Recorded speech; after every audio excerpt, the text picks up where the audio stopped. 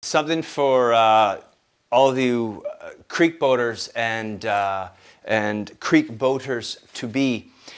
We get a fair amount of call for our large size bag. So typically this bag in large diameter high tensile in our Spectrix holds 60 feet of rope. The same sized bag holds 70 in the large diameter. But what I've found is a lot of creek boaters, because if you're going on a multi-day, you're somewhat limited for what you can carry. So you don't necessarily have a space for a swimmer recovery bag and a big mechanical haul bag.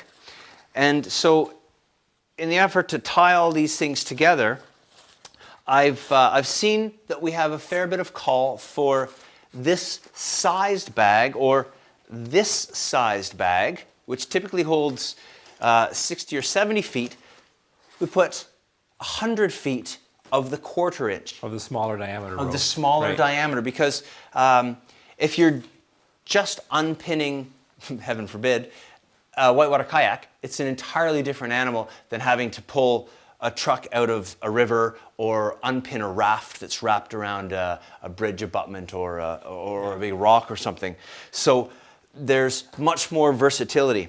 And one thing that I'll point out, because I've had more than one independently minded creek boater tell me that they love this because it's the right length at 100 feet, often for belaying and such. It's really important that everybody know this is not a climbing rope.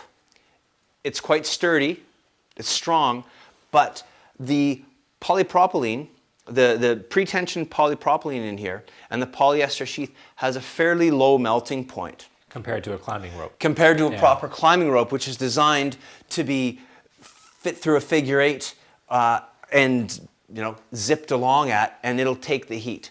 Please don't do it. If you do get in the place where you are in emergency and you have to do it, go slow. The last thing you want to do is overheat the metal you're working it through and have this thing melt away on you, because that is not the way to help yourself or the rest of your team that you're committed to. And I've often been asked about why don't we just use climbing rope? So the reason we choose to use the Spectrix and the polypropylene, of course, is that they float. So in a water environment, that's a huge advantage. Huge advantage. Yeah. Huge advantage. I know a lot of people who are doing more remote trips, especially whitewater kayaking trips these days, actually end up bringing climbing racks and stuff as well with them. So to take advantage of that and just go with the gear that's intended for that kind of use. Yeah, and again, I'll say it one more time. Please take precautions and please practice and please take a Swiftwater rescue course. And while you're waiting for shuttle, practice setting up Zed drags, mess around, practice, because when your friend needs your help, that's not the time to be trying to remember and figure out how to set up your Zed drag. Practice, because just like you need to roll when you need to roll, you need to be able to pull your system together, and the team you're working with needs to be able to do it. So remember, practice.